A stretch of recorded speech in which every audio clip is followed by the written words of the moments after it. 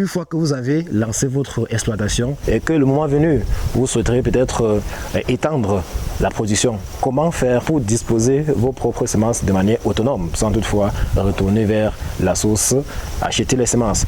Donc aujourd'hui, je vais juste vous montrer la méthode de bouturage.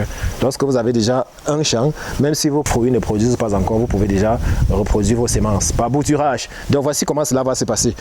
Pour le faire, vous aurez besoin juste d'une bonne liane là.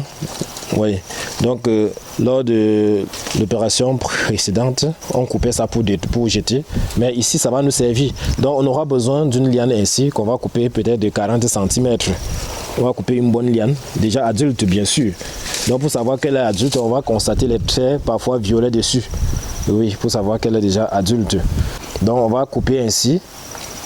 Avec un sécateur stérilisé, une lame de rasoir stérilisée, un couteau stérilisé, n'importe quoi qui peut couper, stérilisé. Voilà, donc vous allez couper là et vous aurez aussi besoin de quoi? Vous aurez aussi besoin de la terre ou bien d'un pot de pépinière. Vous avez déjà vu comment on fabrique ça, on ne va plus vous montrer avec tous les éléments constitutifs.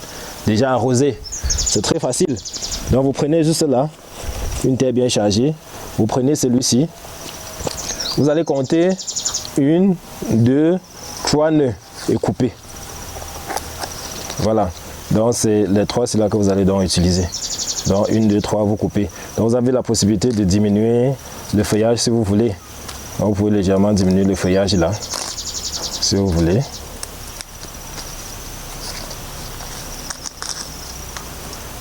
Voilà. Donc une fois que vous avez fait, bon généralement les autres vont utiliser l'hormone d'enracinement et consort, c'est-à-dire l'aloe vera. Donc beaucoup vont prendre ça et puis vont mettre ça, mélanger avec le gel d'aloe vera avant de transplanter. Mais bon, chez nous, on n'est pas obligé de le faire. Mais chez vous, si vous avez l'aloe vera chez vous, vous allez prendre ce bout là et tremper justement dans l'aloe vera. Voilà. Donc une fois que cela a été fait, vous avez trempé là, vous allez se venir là et tchouquer. Bon, vous allez se venir là et tchouquer. Voilà. Une fois que vous avez tchouqué, vous allez juste arroser.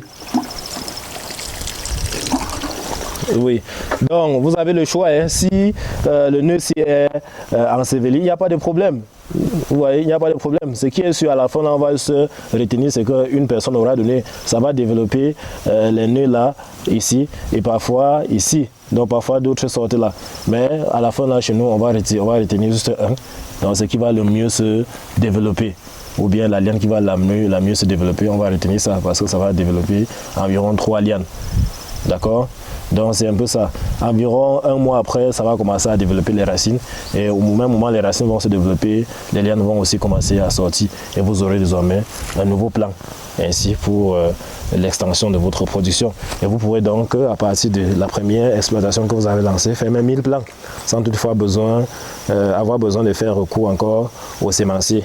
Voilà, donc c'était ce secret-là que je comptais vous montrer pour la reproduction de vos plants par bouturage.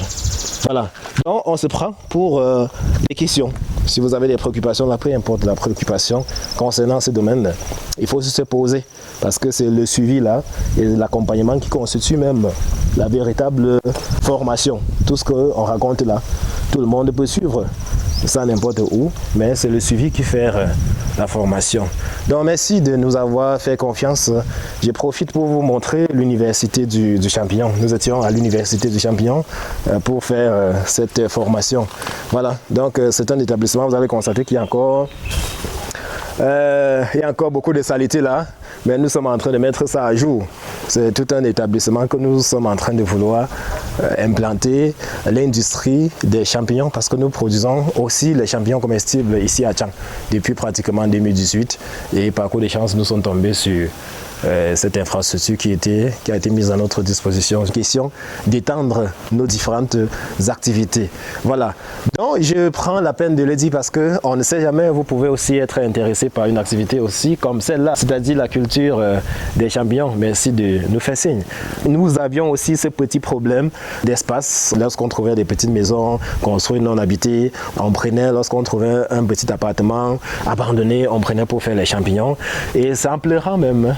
sur la toile que nous sommes tombés sur quelqu'un qui nous a présenté cette occasion et nous sommes tombés justement sur ça. Et cela va nous permettre vraiment de nous exprimer dans ce domaine qui est la culture des champignons. Et parallèlement aussi, nous sommes en train de nous battre aussi pour pouvoir trouver des espaces pour faire de même pour ce qui est du fruit de la passion. Mais entre-temps, le temps que nous sommes en train de nous battre, si des personnes disposent déjà de ce moyen-là dont nous nous battons pour en trouver, cela ne fait aucun problème. Ces personnes peuvent juste mettre en jeu tous ces moyens-là pour travailler ou du moins pour développer à leur manière ou bien à leur façon ce secteur et puis en synergie, on pourra faire avancer. Donc nous sommes à l'université du champignon et on pourra même vous faire visiter une petite technique que nous sommes en train d'expérimenter ici qu'on appelle le gobettage.